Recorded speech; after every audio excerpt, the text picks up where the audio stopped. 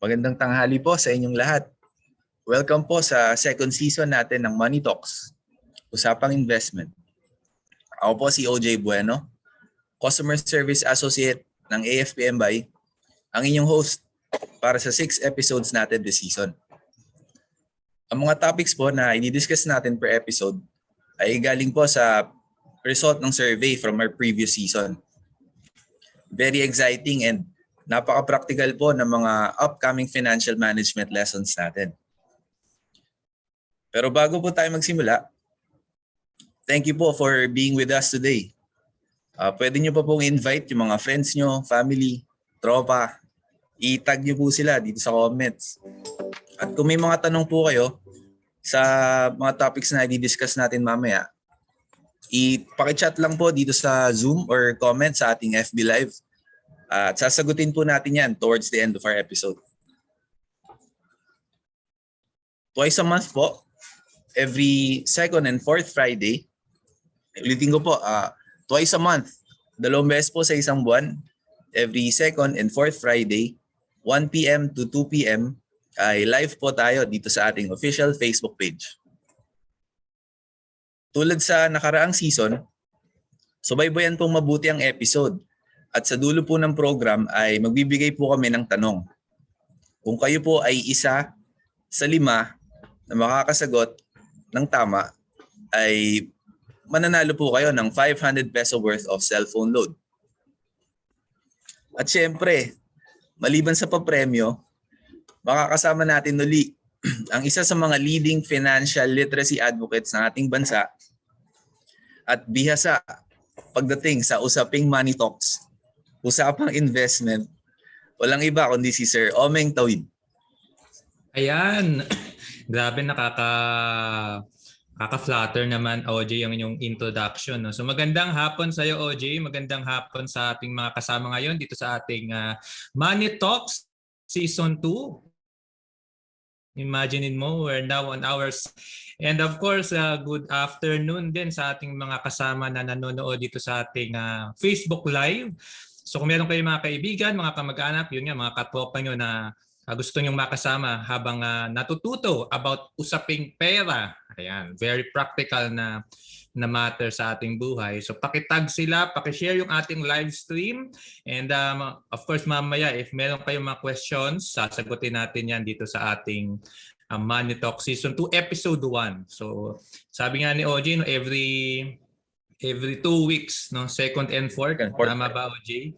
So abangan niyo yung ating mga future episodes. So I'm sure marami kayong matututunan. And share this video and tag your friends in the comment section. So OJ, ang pag-uusapan natin ngayon, very practical, no, about ang tawag ko dito mga money apps or yung mga mobile apps na nagagamit natin sa ating phone or even sa ating computer. Ito yung ating topic, no. Ang ating tagline is let's go cashless. Ayan. So bakit ba maganda na meron tayong way of doing this, doing all our financial transactions na cashless. So pag-uusapan natin tatlong possible cashless options, no? So meron tayong mga tinatawag na digital wallets. Mga mobile wallets. So parehas lang 'yon, mga for sure familiar ka OG sa GCash yan. Very nag-boom talaga ang GCash lalo na nung nag-pandemic tayo.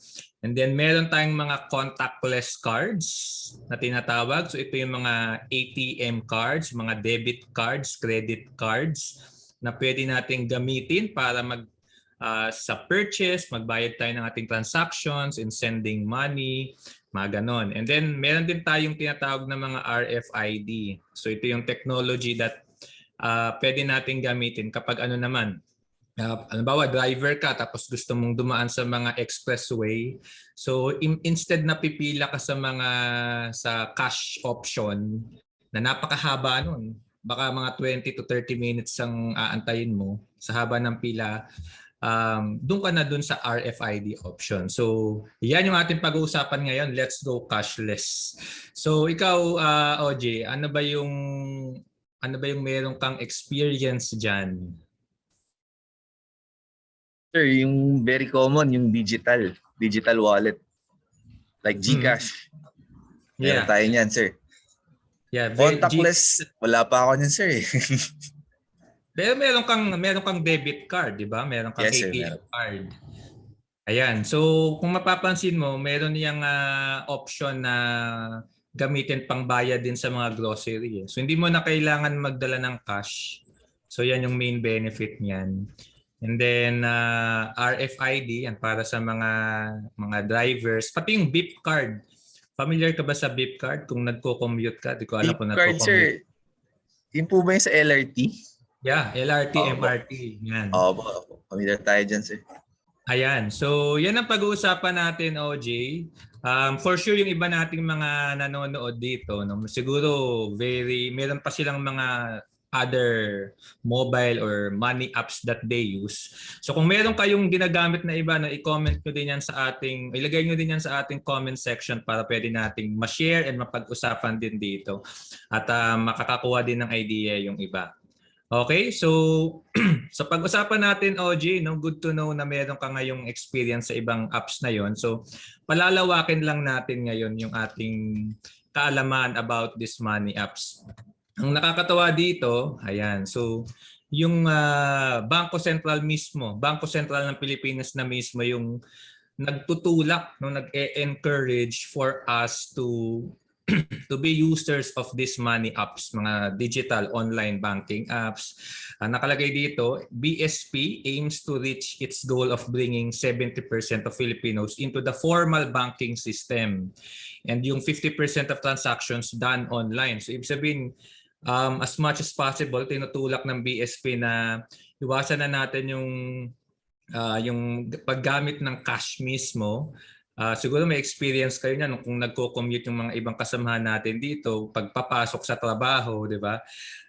Dapat may nakahanda kang barya pag magbabayad ka sa driver kasi kung hindi, baka mag-init yung ulo ng driver sa iyo dahil magbibigay ka ng 500 tapos wala pa naman siyang hindi siya ready.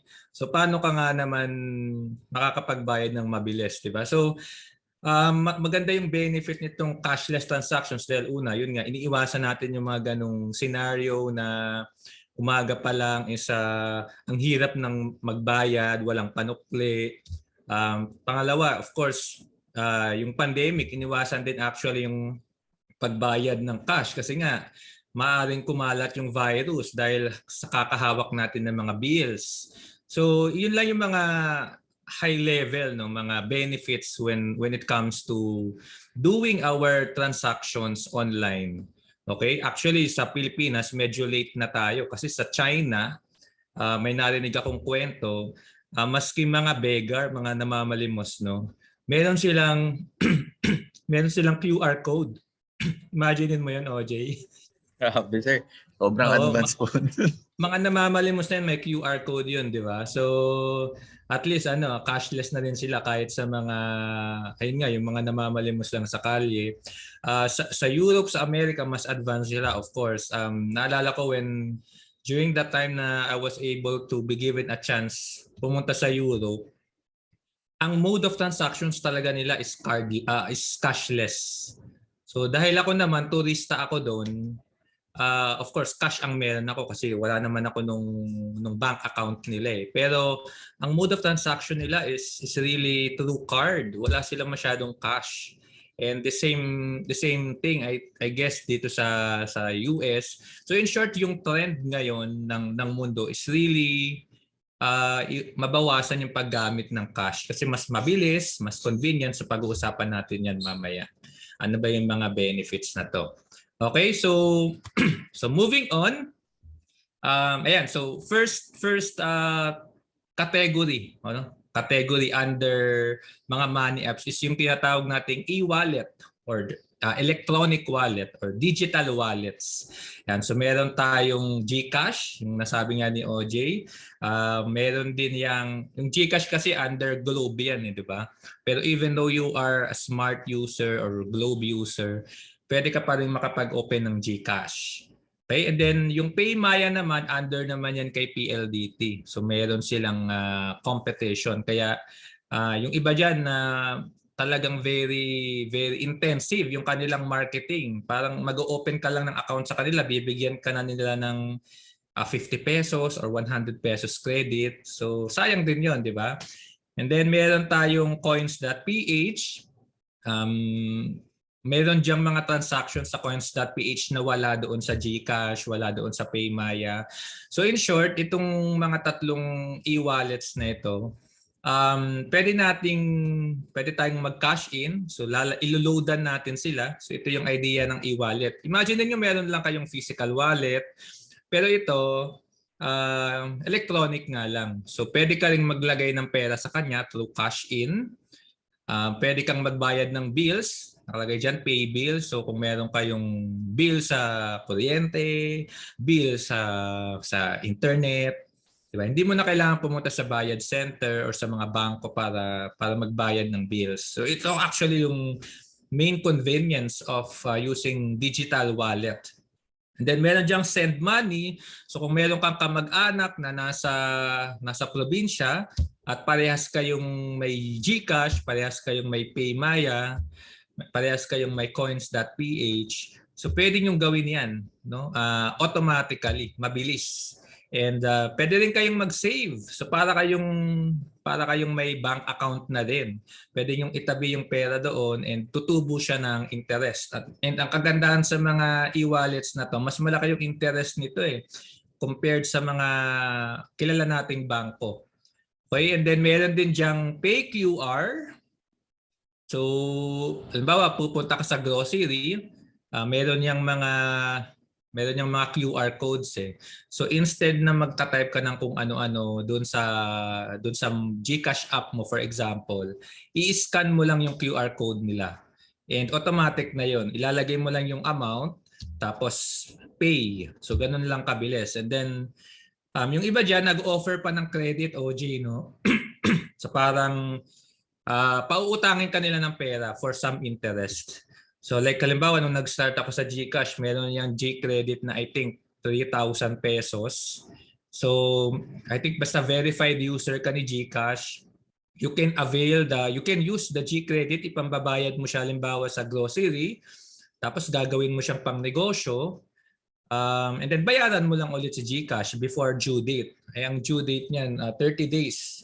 May interest ka lang nababayaran. Pero kung napakinabangan mo naman siya as negosyo, so magagamit mo rin yung ganong benefit nitong credit. Okay, and then yung iba naman, yung GCash, meron din yung investing option. So as low as 50 pesos, pwede ka nang mag-start mag-invest sa mga mutual funds, sa mga stock market, and then other features.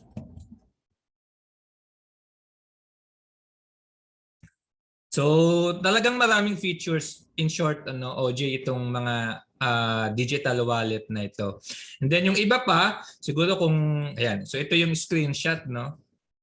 Ito yung GCash, yung kalawa, and then Paymaya yung nasa gitna, and then coins.ph yung nasa kanan. So halos pare-parehas yan . May cash in, may send money, may buy load. So kung dati-dati magpapaload ka pa, ngayon pwede mo nang loadan yung sarili mo. And yung iba pa actually, yung iba ginagawa itong negosyo. So meron silang GCash account, tapos yung mga tao magpapaload sa kanila, papatungan lang nila ng kaunti yung payment, no? So halimbawa maglo-load ng 50 pesos, so papatungan lang nila halimbawa ng 5 pesos. So nagiging nagiging source of income na din, OJ. Kasi very convenient nga . And then let's say pwede kang technically maging bayad center . Halimbawa, bibigay nila sa yung Meralco bill mo, bibigay nila yung payment nila sa iyo sa Meralco, tapos papatungan mo lang din ng kaunti. Kasi pwede ka mag-pay bills dito . So ganun yung, hindi lang siya actually for personal use, pero pwede mo rin gamitin for commercial use . So may mga taong gumagawa ng ganun. Lalo na kung maraming, may community na pwedeng mag-avail ng services na ganun. So, yun yung benefit. And then, yung iba naman, so na-mention ko yung GCash, Paymaya, Coins, dun sa mga Grab user, meron din silang wallet . Yun yung tinatawag na GrabPay naman. So, it's more or less the same as GCash, PayMaya. Pero mas limited lang yung features, no? Kasi nag-start siya sa Grab. Then meron din tayong PayPal. Itong PayPal naman, lumang-luma na to. Even before GCash pa, may PayPal na. Ito yung ginagamit natin ngayon um, mostly pag online transactions, international transactions.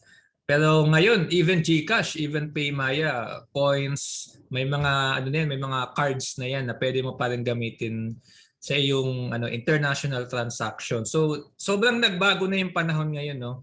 Kung dati very limited yung ating option to do our online transactions, hindi ka makapag-book ng flight kasi wala kang credit card, wala kang debit card. Ngayon, you can book your flight, you can make a booking sa mga hotel using yung cards na associated or nakalink dito sa iyong mga e-wallets. Okay, so sana na-excite ko yung mga viewers natin na how useful and practical itong mga digital wallets. Ikaw ba, OJ, ano bang experience mo so far dito sa mga online digital wallets? Ano ba yung na-experience mo?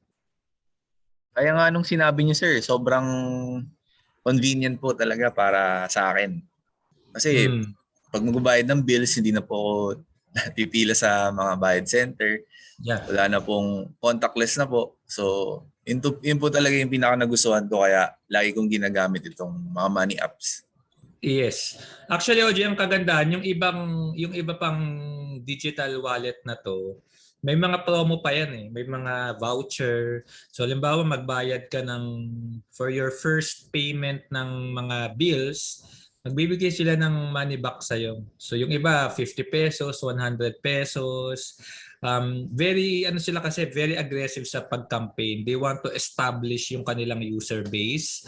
Gusto nilang maparami yung gumagamit ng mga apps nila. So, I think until now, maraming mga vouchers, promos, money backs. So, I suggest, strongly encourage yung mga viewers natin to really explore itong mga online wallets. Kasi libre lang naman ito Mga katropa, yes, sir, wala pong bayad. Walang singit bayad. ko lang, sir, yung Shopee Pay. Kasi doon din ako nagbabayad. Minsan mayroon silang cashback, sir. Parang may discount na din po pag magbayad ng bills. Ayun. So opo. Correct. Yun yung mga sinabi ko na mga promo. Actually, may Shopee Pay, may Lazada Pay din eh. So, marami nang nag-usbong na mga digital wallets. Pero pag pinagmasdan mo yan, halos pare-parehas na lang yan. Siguro may advantage yung isa. Halimbawa, Lazada Pay. Siyempre, mas favored yung Lazada Pay kapag purchase ka sa Lazada. And then the same thing mag-a-apply kay Shopee Pay pag may mag-purchase ka, may i-order ka, add to cart sa Shopee, 'di ba? So, kagandaan nga doon, libre naman 'yan mga katropa. So, i-explore nyo lang. And yun, kung meron kayong questions about any one of those or may experience kayo, so pwede nyo yung i-share sa ating comment section. Okay? So, balik tayo sa ating presentation. So, sana na-excite kayo, So, next topic ngayon natin. So, after discussing itong e-wallet, ayan, meron tayong tinatawag na mga contactless cards. Siguro yung iba sa atin meron ng bank account, and kung mapapansin nyo, yung ating ATM cards, meron na yung nakita nyo yung sa picture, yung logo na parang Wi-Fi signal or parang wave na nakatagilid. So ang ibig sabihin niyan, you can use it as payment sa mga merchants, and kailangan nyo lang i-tap. I-tap yung card, hindi nyo na kailangang i-swipe talaga or ipasok mismo sa terminal. Pero kailangan nyo lang i-tap yung card, tapos mare-recognize na siya nung terminal. So within 1 to 2 inches, itatap mo lang yun. Tapos ayun, makakapagbayad ka na sa iyong mga grocery or whatever merchant, sa mga restaurant, sa mga hotel. So ano din yan, contactless yung tawag sa mga cards na yon. So para din sa beep cards, sa mga MRT, LRT, I think sa mga bus, bus terminals dito sa BGC, sa Makati. So, nare-recognize na din itong beep cards. Hindi mo na kailangang mag-worry na mag-init yung ulo ng driver sa'yo dahil wala kang exact payment, di ba? So, automatic na siya, mabilis. And loloadan mo na lang siya before. Just make sure na merong load yan. And yung pag-loading naman yan or paglagay ng load, online din naman yan. Okay, so mas mabilis na talaga. Okay, so lahat naman I think ng mga ATM cards, debit card, pwede din natin gamitin yan sa mga international online transactions, pati sa mga booking. So basta ang mahalaga dyan, meron kayong, kung makikita nyo, may logo yan na yung Mastercard logo or yung iba Visa o yung iba Europay. Kaya ang tawag dyan EMV cards. Europay, Mastercard, Visa. So ibig sabihin recognize na yan ng buong mundo. Kahit magpunta ka sa China, Singapore, Europe, America, pwede mong gamitin yan as payment. No? Walang masyadong hassle. Okay? So again, this is in exchange of bringing your cash, 'di ba? Mas ano kasi 'yun, mas mahirap yung magdadala ka pa ng cash. Tapos yun nga yung suklian pa, nakakasayang yung pera ng both parties. Okay? Ikaw OJ, meron ka bang meron ka bang experience ng paggamit nitong mga contactless cards? Mga contactless card, sir, ang nagamit ko pa lang po yung beep card. Kasi dati sumasakay akong LRT. Yung iba po, yung sa BDO at sa Land Bank, wala pa po akong ganong card, sir. Kasi parang ako po, hindi po ako familiar na may ganon na pala available na po pala yun ngayon. Yeah. Yun nga yung isa sa problem, OJ, no? Kulang tayo ng information drive when it comes to using these options. Kaya very fortunate, no? Maswerte yung mga nagfa-follow dito sa ating Money Talks ng AFP-MBAI. Para at least na we become aware na meron na palang mga options na ganito, hindi mo na kailangan magpakapagod, pumila. Kasi marami pa rin. Like nung last time nagpunta ako sa Meralco, may pila pa rin for mga nagbabayad.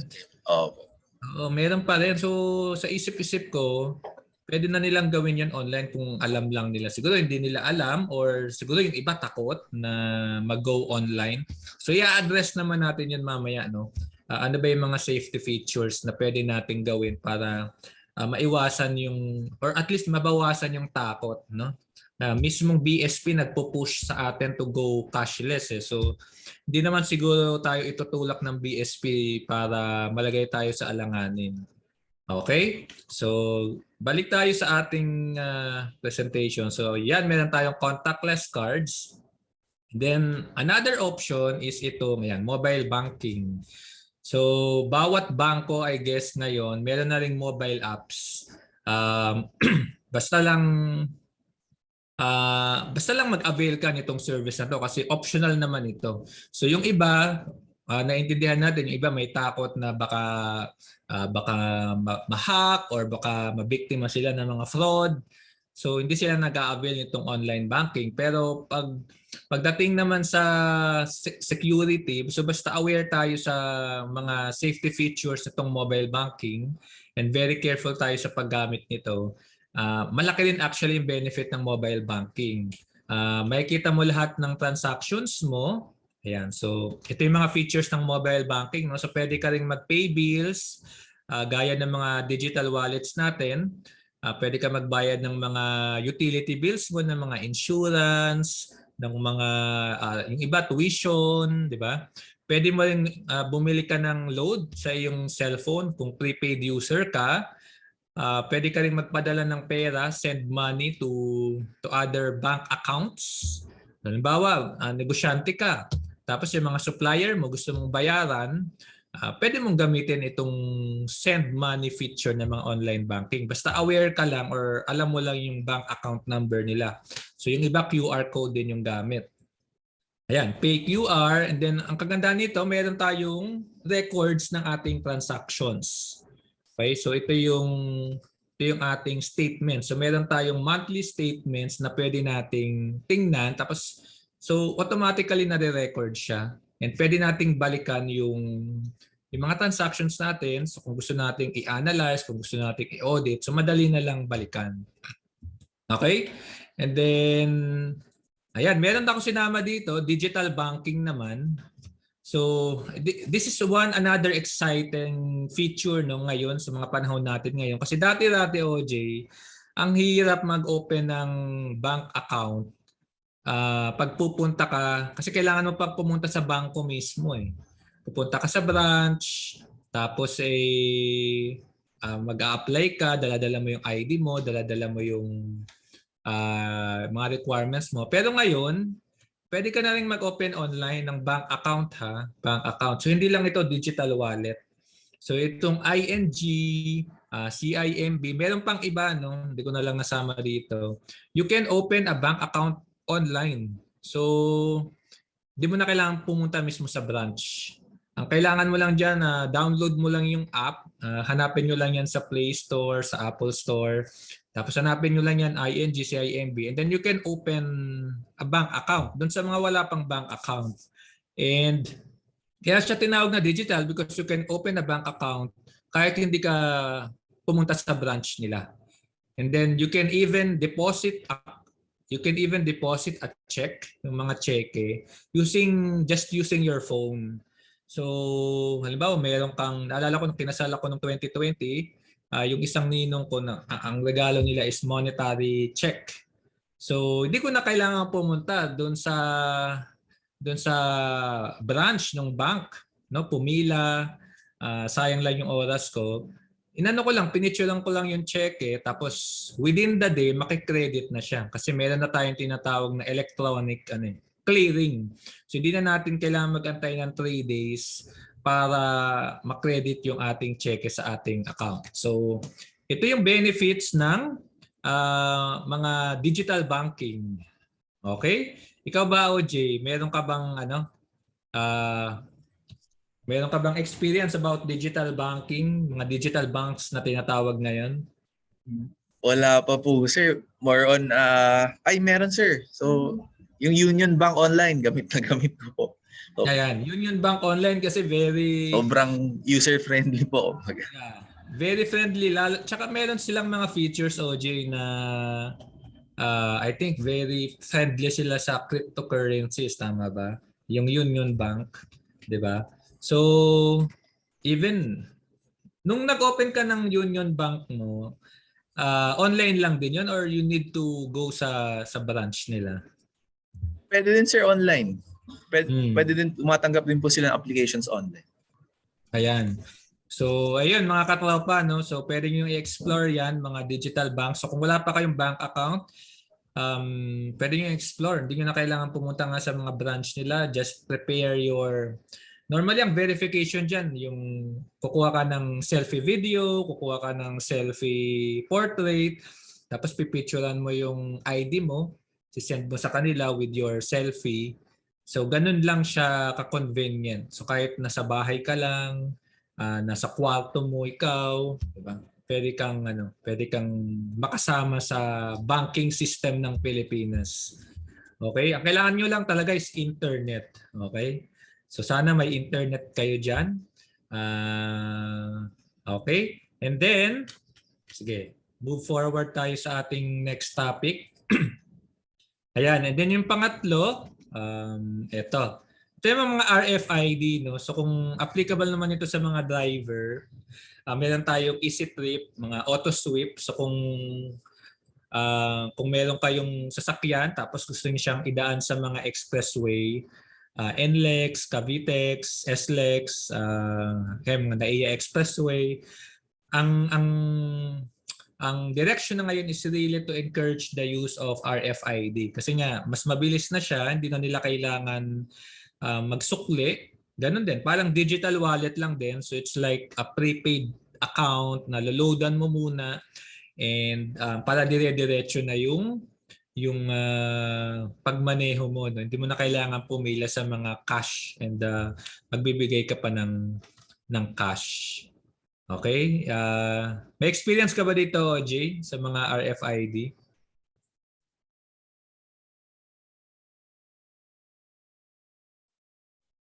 Yes sir, kasi wala pa ako, wala Ah, akong sasakyan pero may mga pag nakakasakay po ako, yan, yung iba po gumagamit na ng mga RFID, tinatap na lang tapos makakapasok na sa toll gate. Di na po magbabayad. ayan. So Sobrang dali. yung mga natitipid mo, OJ, ipunin mo tapos makakabili ka na ng sarili mong car, di ba? So, yung ma-save mo sa oras, ng pagpila-pila, yan, gamitin mo para hanap tayo ng racket para madagdagan yung ating income. So, magkakaroon tayo ngayon ng ng pang-ipon, ng pambayad sa monthly payment sa ating car plan. Okay? Ayan. So, thank you, OJ, for sharing your experience. So, ngayon, punta ngayon tayo sa, ayan, medyo napasadahan na natin to, no, yung mga digital benefits, mga benefits nitong ating e-payment or mga mobile apps. So number one, bakit nga ba maganda gumamit nito? Ito. So una, syempre yung na-discuss natin, yung convenience. It saves us a lot of time. We can now forget long lines when paying bills or kapag pupunta pa tayo sa mga remittance center, mga bayad center para lang magpadala ng pera sa ating mga kamag-anak sa province or dun sa ating mga OFWs na nanonood din sa atin. You can send money instantly, no, basta meron lang kayong mga ganitong mobile or digital wallets. Okay, so yung again, yung iba ginagawa itong negosyo, pwede nyo may explore yon, yung mga nagpapa-cash in, cash out sa mga kapitbahay nila. You give a service, no, doon sa mga wala pang online banking. So you get something in return. So pwede nyo i-explore din yon. Ito actually yung pinakamagandang benefit ng paggamit ng online banking, mga online apps. Second, ayan, ito yung safety naman. Kahit ma-hold up ka, wala silang makukuha sa iyo. Ang ganoon, di ba? So hindi mo na kailangan na magdala ng limpak-limpak na salapi para magpadala ng pera sa kaibigan or magbayad ka sa vendor mo, sa mga suppliers mo kung may negosyo ka. O kaya meron kang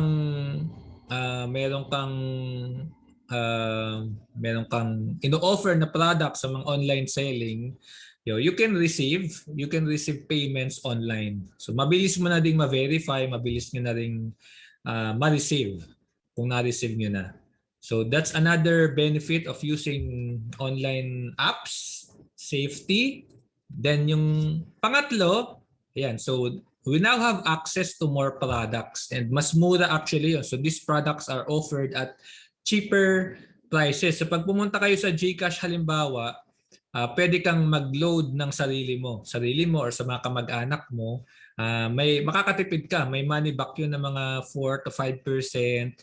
So sayang din yung ganun sanang savings, no, kung monthly ka nagbabayad ng iyong loads. Yung iba nga, again, yung iba meron yung grocery payments. So may mga lifestyle apps na din within those online digital wallets. Yung iba bumibili ng mga game credits, yung iba pang shopping. Kumbaga ano na yan integrated na, no. So kung ano yung mga transactions nyo na ginagawa ngayon na hindi online, most likely meron na siyang online na counterpart. So, nagbabayad kayo ng bills, most likely may online bills payment. Nagsha-shopping kayo sa grocery, most likely meron na ring online grocery payment. Nagbo-book kayo dati, so meron na ring online booking payment. Nag-games kayo, nagpapa-load kayo, ngayon meron na rin by your own credits, by your own load. So, nakatipid ka na financially, in monetary terms, nakatipid ka pa sa pera, nakatipid ka pa sa oras. Okay? And nakatipid ka pa sa sakit kasi online lang siya. Hindi mo kailangan maging into physical contact, no? So that's another benefit. And then yun nga, meron din tayong mga online wallets na they give you some credit. No, pag nakita nila na maganda yung credit mo, they offer you some credit na pwede yung gamitin sa negosyo. So, you are able to build good credit standing, and habang papalaki yung transactions mo and you're able to pay it promptly, pay it in its due date, tumataas din yung iyong credit score. Okay? So, tumataas din yung possible amount na pwede mong magamit. Okay? Or pwede mong mautang. Okay? And then, that's the fourth benefit. And then yung panglima, ayan, easy auditing. Yun, dahil online ito, nare-record din siya online. So pwede nyong balikan yung mga previous transactions nyo, and pwede nyong i-examine kung gumagawa kayo ng budget. Pwede nyong i-verify kung pasok ba yung mga payments nyo or mga purchases nyo sa inyong monthly budget. Okay, so easy auditing, di mo na kailangang i-record physically, no, or manually. It is automatically recorded online. And then yung iba, you can even download your statement. So you can do that once a month. At least may record kayo of all your transactions. Okay? So yun yung benefit, no? So tandaan natin ito. So yung isa, yung convenience, safety, and then meron din tayong we can access more products, we can purchase more products. Yung iba ginagamit for business. Okay? Like halimbawa, OJ, no, yung GCash, meron silang, ang tawag doon is PO, parang peso owner ata, na parang they invite you to become one of their partners para maging parang essentially maging bayad center ka. So pwede kang magtanggap na ng mga bills payment, tapos magkakaroon ka doon ng commissions, parang ganon. So meron kang parang business at home na gamit lang yung iyong mobile app. Ang puhunan mo lang is just really your time and your internet. Okay, and then another benefit, gumaganda yung ating credit standing. So once nakita nila na very responsible card user ka, pwede ka nilang i-offeran ng different other products, no, financial products or even loans. So tataas yung iyong loanable amount. And lastly, itong ating easy auditing or automatic recording of all our transactions. All right. So ikaw ba, OJ, ano ba yung saan ka ba nakaka-relate dun sa mga benefits na yon? Yan. Nakamute lang tayo, OJ. Ay, nakamute. Ayan. Thank you po, sir. Unang-una po, sobrang beneficial nung convenience po ng pag may mobile banks. Yeah. Kasi hindi ka na pipila. Kahit nasa kwarto ka lang po, makapagbayad ka na ng internet. Ganyan. Tsaka yung safety. Hanggat di ka nagbibigay ng information, parang walang chance na makuha yung pera mo doon sa bangko, sir. Yun po yung pinaka nagustuhan ko sa mga benefits ng Money App, sir. Ayan. So, I'm happy to hear, no, OG, na as early as now, na-enjoy natin talaga yung mga benefits of using online apps, mga digital wallets. So, sa mga nanonood sa atin, no, I really hope na ma-explore nyo itong mga options na to. So, sana makatulong ito. And yung iba naman, siguro, yung tumatakbo sa isip, Meng, parang natatakot ako na gumamit yan kasi nakakabalita ako ng mga bank account owners na nababawasan yung kanilang account balance, 'di ba? Last time merong mga ganyang balita. So, i-address natin yung ganyang takot, no. So, ano ba yung mga pwede nating gawin para mabawasan man lang yung mga ganong features? So, pag-usapan natin, OJ. Sir, excuse, may mga babatiin lang po tayo, mga butihing guests na nanonood. Shoutout po kay Miss Shirley Erlina, watching from BFP Claver Fire Station, Surigao del Norte, Caraga Region. And kay Sir SJO2 Sir, Ma'am, SJO2 Aragon, watching from Ipil District Jail. Maraming salamat po sa panonood. Yes, sir. Ayan. Please continue po. Ayan. So, shout out din sa lahat ng mga nanonood. So, lagay nyo lang yung mga questions nyo, no? I-address natin yan mamaya. So, ayun, as I was saying, yung iba natatakot kasi baka mabiktima sila ng mga fraudsters, mga nambibiktima kasi may mga nangyayari talagang ganyan. Pero dapat hindi natin gamitin 'yan para allowing it to stop ourselves na ma-avail yung mga ganitong benefits. So ano ba yung mga pwede natin gawing online safety procedures or online safety tips para hindi tayo mabiktima ng mga ganito. So number 1, ayan. So ito very obvious, no? Don't share personal information in public. So ano ba yung mga, like alam ba, sa mga social media, sa Facebook, hindi natin namamalayan, baka nakakapag-post tayo ng mga personal information like our full name, our mobile number, mga cellphone number, our email address. So this information should be treated privately, no? So wag tayong maging careless na mag-post ng mga ganitong information. So balikan nyo yung mga posts nyo dati, baka meron kayong mga ganong post na nag-expose ng inyong mga private personal information in public. Kasi pwede yung magamit na para alam mo, pwedeng, yung iba kasi, OJ, nung ginagamit nilang PIN code, normally, birthday nila kasi yun yung madaling tandaan. So, yun, that's another safety. No? Huwag natin gamitin yung ating birthday sa ating mga PIN code or ATM kasi pag alam nila yung birthday mo, pwede nilang kumbaga mas pinadali mo para sa kanila na hulaan yung mga ATM codes mo, PIN code, passcode, 'di ba? So as much as possible, wag nating i-share yung mga ganung personal information publicly. Okay? So in other words, keep your account details to yourself. So wag kang magbibigay din ng account number kung kani-kanino. No? Of course, meron na tayong mga QR codes actually. So that's another safety procedure. So instead of giving your bank account number, what you give to the other party is your QR code. Okay? So halimbawa sa BPI, I'm a BPI user. May QR code yan. You can generate a QR code for your bank account details.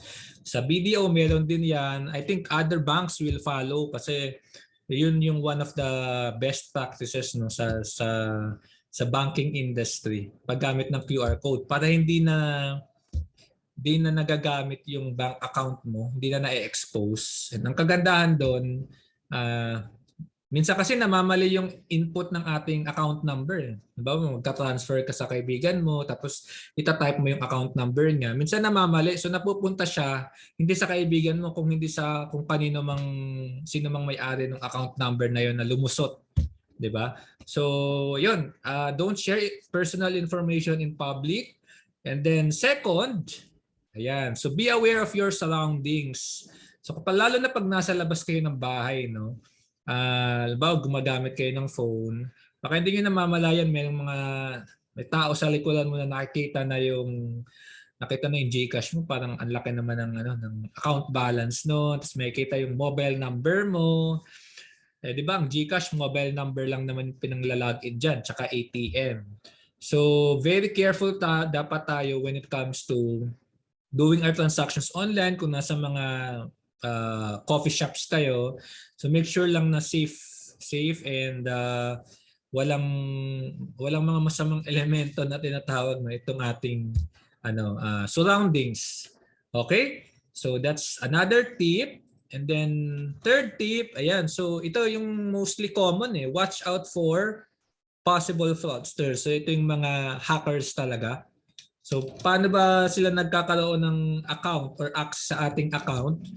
So number 1, ito very important. So kung meron sigurong lesson na may iwan ngayon, ito dapat ito. So never share your PIN or OTP to anyone. So for the information ng mga be aware sa OTP, so ito yung one-time PIN. So ito yung sinesend sa'yo ng bank mo or ng digital wallet as extra layer of security para ma-verify yung iyong authenticity. No, aside sa iyong PIN code, ba maglalagin ka using your PIN code, sisendan ka pa ng another sort of PIN code, no, OTP. So parang extra layer siya of security na you are really that person you are claiming to be. Okay? Baka kasi yung may mga hackers na nakuha yung PIN code mo kasi nga alam nila yung birthday mo for example, tapos birthday mo lang pala yung PIN code mo. So nakuha nila yung PIN code mo, pero kung hindi nila makukuha yung iyong OTP, so hindi rin nila ma-access yung account mo. Okay? So never share your PIN or OTP to anyone. In fact, kahit sa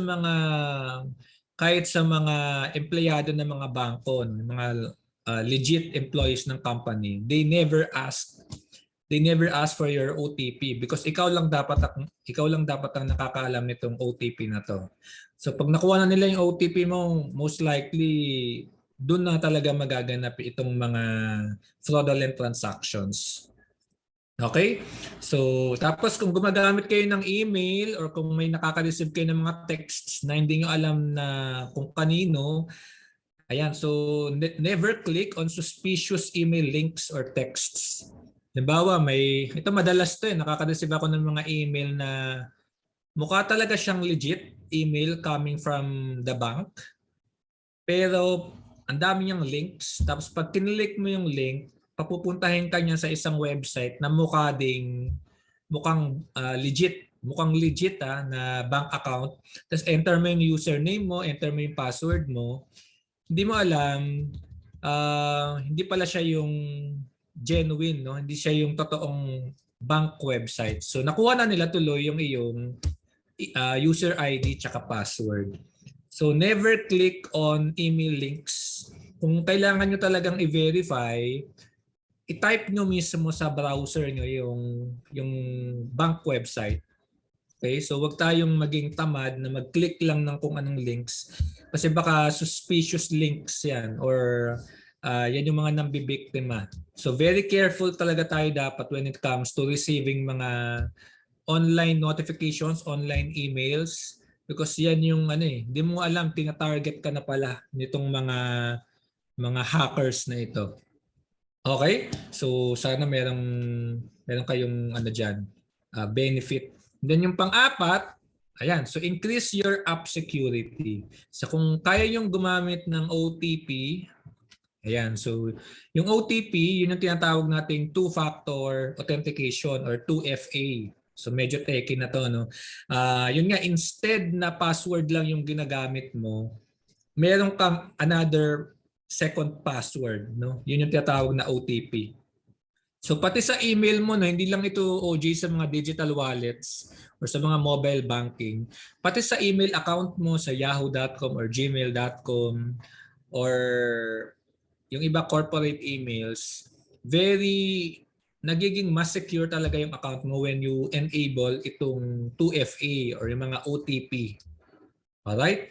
So as much as possible, avail of these features when they are available sa yung mga online accounts. And then again, yung pag-create natin ng mga passwords, yan. So try to create mga complex passwords. So wag lang yung birthday nyo ha. Wag lang yung birthday nyo kasi madaling ma-compromise yon. So try to use a combination ng letters, numbers, mga special symbol, uppercase, lowercase. Think of a phrase na madaling tandaan sa inyo. Tapos palitan nyo lang yung mga ibang symbols. So instead na O, gawin yung 0. Halimbawa, I have 2 brothers, parang mga ganyan. So palitan nyo lang yung mga ibang letters doon. Try to create complex passwords, mga phrase, para hindi lang siya yung one word. Okay? So that's another way of increasing your app security, yung creating complex passwords. Alright? So going back, summarize ko lang, no? So ito yung mga online safety tips. So try to make a screenshot of this and apply it in your online transactions. So number one, don't share personal information in public. So observe what you post online sa inyong mga social media accounts. And then second, be aware of your surroundings. So pag nasa labas kayo, try to be cautious, try to be careful. Do your transactions, lalo na kung nasa mga ano kayo, nasa mga online computer shops. Di ko alam kung may gumagamit pa ng ganun. Very careful dapat tayo sa pag-log in sa mga accounts natin kung nasa mga public computers tayo. Okay? Then number 3, watch out for fraudsters. So don't click mga suspicious links sa iyong email or sa iyong mga text messages na nare-receive mo na they pretend that they are bank representative, then kukunin nila yung iyong OTP. So never share your OTP to anyone. Then lastly, increase your app security. So try to create complex passwords and yung mga paggamit ng two-factor authentication, gamitin natin yun if we have a chance. Alright? So sana tandaan natin itong mga online safety tips and it will really save us a lot of money na hindi tayo mabiktima nitong mga hackers na to. Okay? Ayan, so nasan si OJ? Yan. OJ, ikaw, anong sa tingin mo dito sa mga online safety tips? Meron ka bang maisip na madagdag or mga ginagamit mo na mga online safety tips? Sir, yung sa mga online safety tips, para sa akin, yung pinaka tinututukan ko yung yung mga phishing sites. Yeah. Sa mga fraudsters. Kasi tulad nga po nung sabi nyo kanina, may iba po na akala nyo Union Bank app yung gamit nyo, nasa website nila kayo, pero pag type nyo po nung username, password, sa mga hackers po pala yun. Bali, nabigay nyo na po sa kanila yung mga information. Tsaka sir, isa pa pong iniiwasan ko yung pag-connect po sa mga public Wi-Fi. Kasi may chance po na makuha nila yung mga password. Pag nag-login ako nyari sa GCash ko, sa bank account ko po, ginagamit ko lang po personal connection sa bahay, saka yung mobile data po. Correct. So yun, tama yung nabanggit mo ng mga public Wi-Fi. Yung iba kasi diyan not secure. So may technical explanation yun. So as much as possible, let's do our financial transactions at the comfort of our home. Pag nasa bahay tayo or yun nga yung sarili nating data, mobile data, and very careful tayo sa whenever we do this financial transactions. Okay? So ayun, and then yung ibang digital apps, so let me just share some other money apps, no. So yung iba, they want some help when it comes to managing their monthly budget, pag-record ng kanilang mga financial transactions. So libre lang din ito, no, like itong Money Manager. You can also download this, makakakuha ka ng yung mga online charts, makakakuha ka ng parang reporting insights, no? Saan ka ba napapagastos?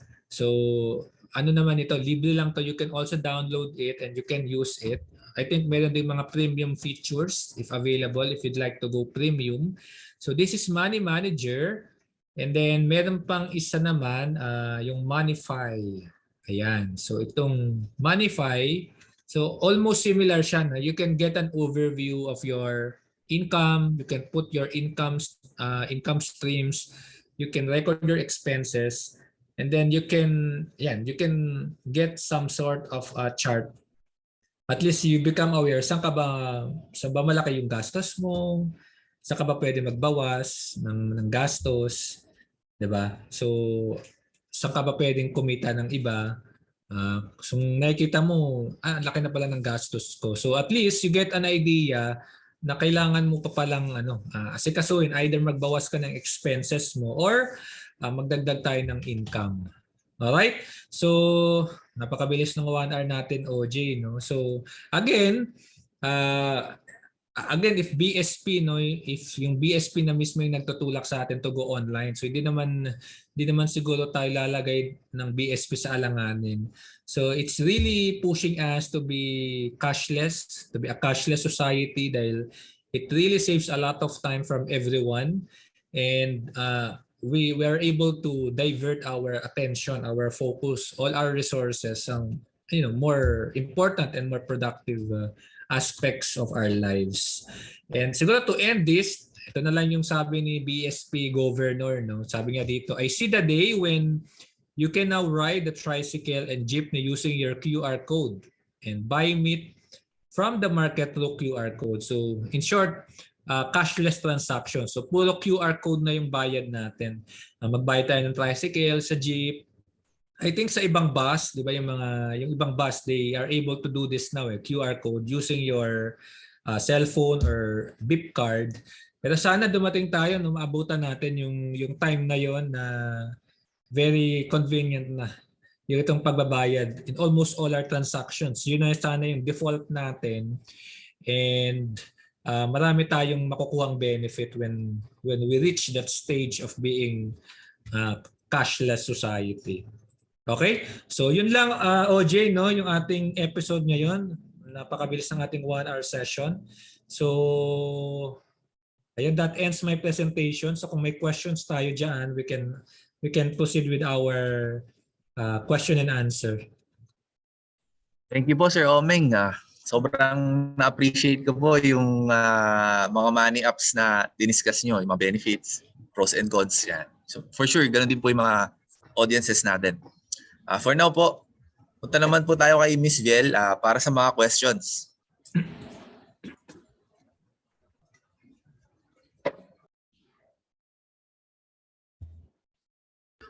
Good afternoon po sa inyong lahat. Yes. So, move on naman po tayo sa ating question. For our first question, this is from Miss Bong Antonio. Ask ko lang po kung ano ang tips ninyo para laging secured at hack-free ang online banking ko. Kasi raw Sir Omeng, may na-experience daw siya na may nabalitaan siya sa department store, tinabihan lang daw ng isang may device yung nakapila sa cashier, so magbabayad. Hindi na nila namalayan, nagkaroon na ng withdrawal sa account nila. So paano siguro yun, sir, maiwasan ba? Ayun. Grabe, sobrang high-tech na ng mga talaga, no? Mga nabibiktima. So, actually yung contactless cards naman natin, it has to, kailangan 1 to 2 inches. I think 1 to 2 inches yung lapit niya sa mga devices before siya mabasa or ma-recognize. So I'm not familiar dun sa sinabi mong device, pero siguro ganun yung nangyari doon. Siguro dinidikitan siya.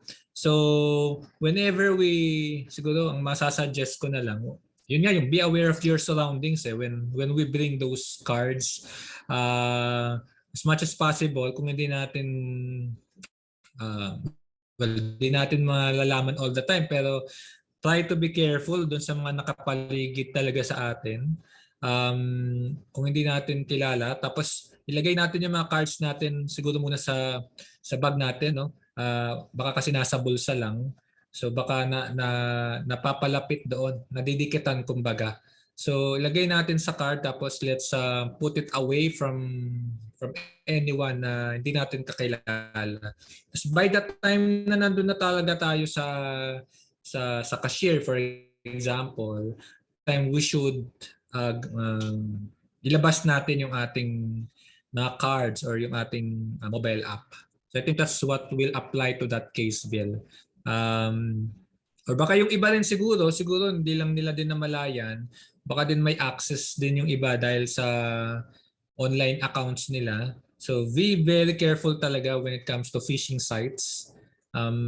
Wag nating mag-click ng kung saan-saang link. Tapos go directly to the website of the bank. Wag tayong mag-click. Go directly to the website. Open your Chrome, tapos type the website mismo. Or gawin nating favorites yung mga legit sites na yon para hindi na natin kailangang i-type din. Ayun.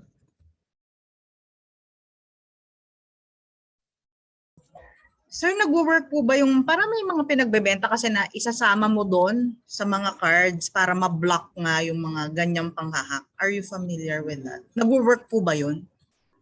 I think mag-work yon kasi may technology yun na nagbablock ng parang the signal, parang ganun, the connection. So,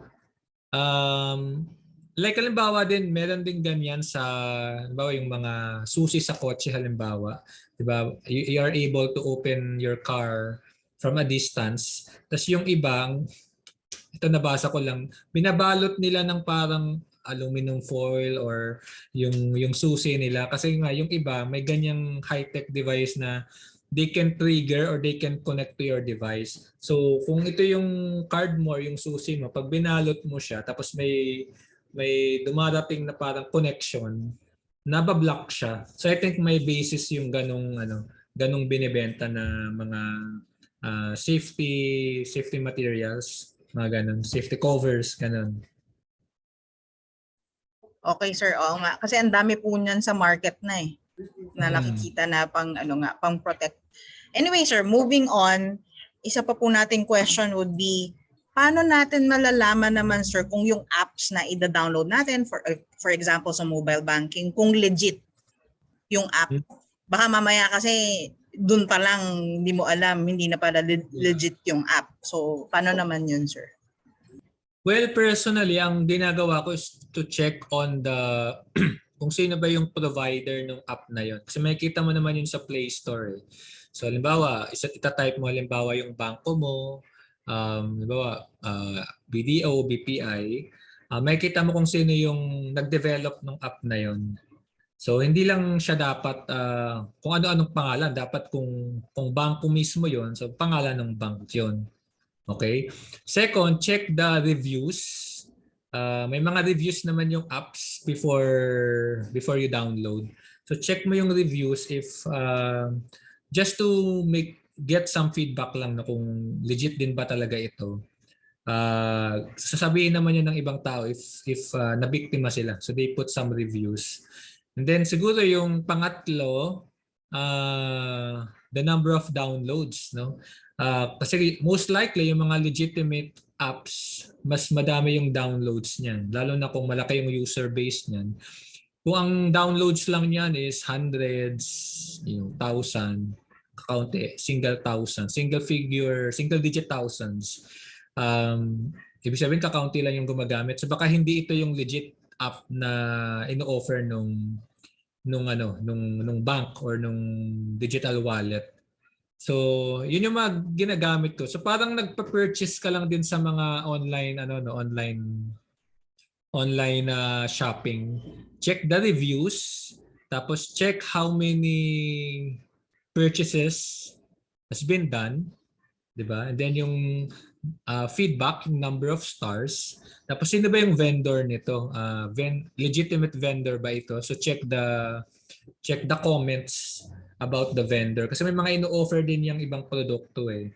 So gamitin lang natin din yung feedback na mismong available doon sa platform. Yun yung naisip ko. And then siguro kapag na-download mo na, if you really want to verify, tingnan mo kung very sabihin nating well invested or well designed yung app. Baka naman kasi sa itsura pa lang kaduda-duda na, 'di ba? So before we enter yung ating information. Ayun. Okay, thank you very much, Sir Omeng. So that's our question. So maraming salamat po sa mga nagpadala ng questions nila. So again, back to you, OJ.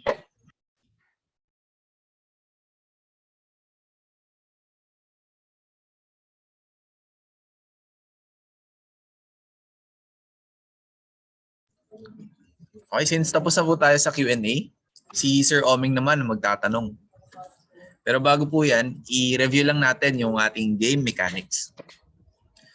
Uniformed Services members or mga dependents nila ang pwedeng sumagot ng question by sending their answers kasama ang kanilang rank, full name, branch of service, serial number, at mobile number sa sumusunod na format. Money Talks, space, answer, space, rank and full name, space, branch of service, space, serial number, at mobile number at isend ito sa ating AFPMBay official sa Facebook Messenger.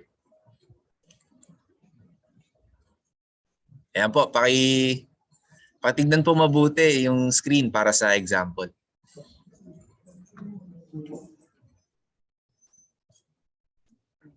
So, Sir Omeng, what's our question for this episode po?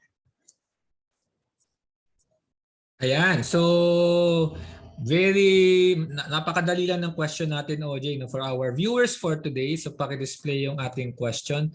So ang question natin for today is magbigay ng isang benefit ng paggamit ng mga money apps.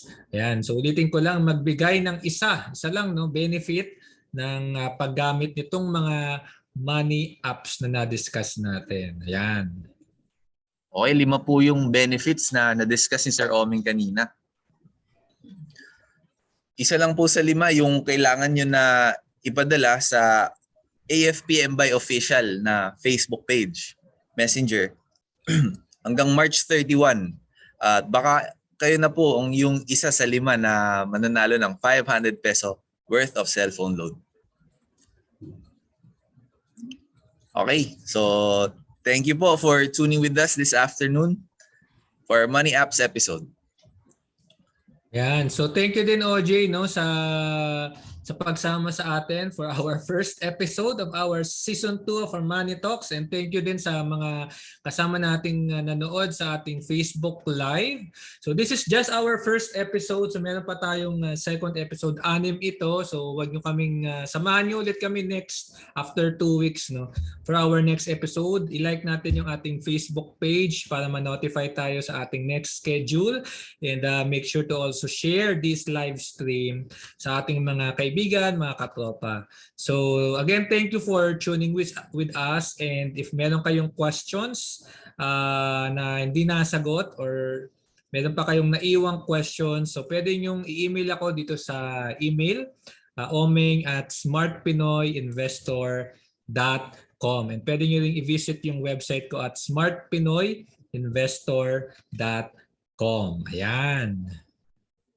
O yun po, samahan niyo po ulit kami on April 8. Dito po sa official Facebook page natin, 1 p.m. to 2 p.m.